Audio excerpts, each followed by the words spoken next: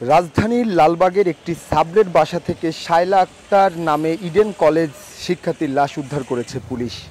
বৃহস্পতিবার ২৯শে আগস্ট সকালে Dhaka medical college মর্গে তার লাশ ময়নাতদন্ত সম্পন্ন হয়েছে। ঘটনার সত্যতা নিশ্চিত করেছেন লালবাগ থানার উপপরিদর্শক এসআই অজয় কৃষ্ণ পাল। মৃত শায়লা ইডেন কলেজের দ্বিতীয় বর্ষের শিক্ষার্থী এবং কলেজ শাখা ছাত্রলীগের নেত্রী ছিলেন, এমনটাই কিন্তু আমরা জানতে পেরেছি। তার বাড়ি পটুয়াখালীর কলাপাড়া উপজেলার ধানখালী গ্রামে। বাবার নাম আলামিন শিকদার ও মা লাকি বেগম। শায়লা কলাপাড়া উপজেলা ছাত্রলীগের সহসভাপতি ছিলেন।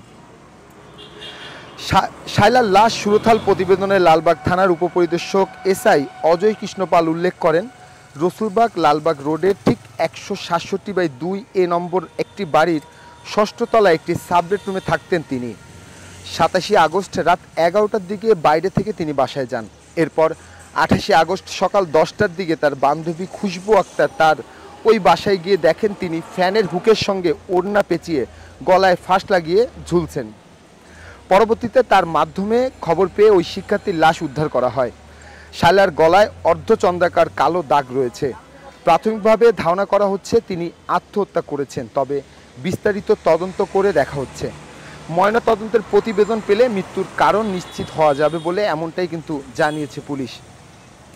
আমরা আপনাদের একটা বিষয় জানিয়ে রাখি, মৃত শায়লা ইডেন কলেজের দ্বিতীয় বর্ষের শিক্ষার্থী এবং কলেজ শাখা ছাত্রলীগের নেত্রী ছিলেন, এমনটাই কিন্তু তার সহকর্মীরা যারা ছিলেন তারা আমাদের জানিয়েছে। তার বাড়ি কিন্তু পটুয়াখালী কলাপাড়া উপজেলায় ধানখালী গ্রামে।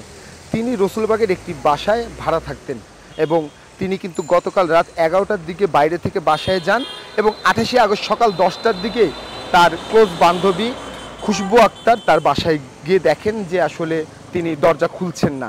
তাকে বারবার ডাকার পর একটা পর্যায়ে দেখা যায় তিনি গলায় ওড়না পেঁচিয়ে ফাঁস লাগিয়ে ঝুলছেন, এমনটাই কিন্তু আসলে তার বান্ধবীর খুশবু আক্তার মুখ থেকে আমরা জানতে পেরেছি।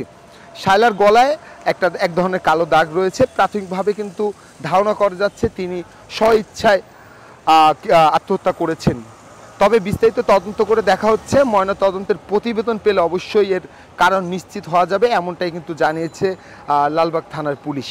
আমরা এই ব্যাপারে আসলে শায়লার পরিবারের সাথে কথা বলার চেষ্টা করেছি, তবে তাদের মুঠোফোনে আমরা যোগাযোগ করতে পারিনি। সেই সাথে যেই লালবাগ থানা যে উপপরিদর্শক এসআই অজয় কৃষ্ণ পাল তার সাথেও কথা বলেছি। তিনি বলেছেন ময়নাতদন্তের পর আসলে পুরো বিষয়টি জানানো যাবে, আসলে কেন এই ইডেন কলেজ ছাত্রলীগ নেত্রীর এমন ঘটনা। পুরো বিষয়টি কিন্তু তিনি বলেছেন যে আসলে ময়নাতদন্তের পর পুরো বিষয়টি জানা যাবে, এমনটাই কিন্তু আসলে আমরা সর্বশেষ জানতে পেরেছি। ইডেন কলেজ মহিলা কলেজ থেকে সরাসরি আপনাদের যুক্ত করেছিলাম, আপনাদের দেখানোর চেষ্টা করেছি এবং জানানোর চেষ্টা করেছি ইডেন কলেজ ছাত্রলীগ নেত্রীর এই আত্মহত্যা নাকি হত্যা, কী কারণে আসলে এমনটা ঘটেছে পুরো বিষয়টি আমরা আপনাদের জানানোর চেষ্টা করেছিলাম।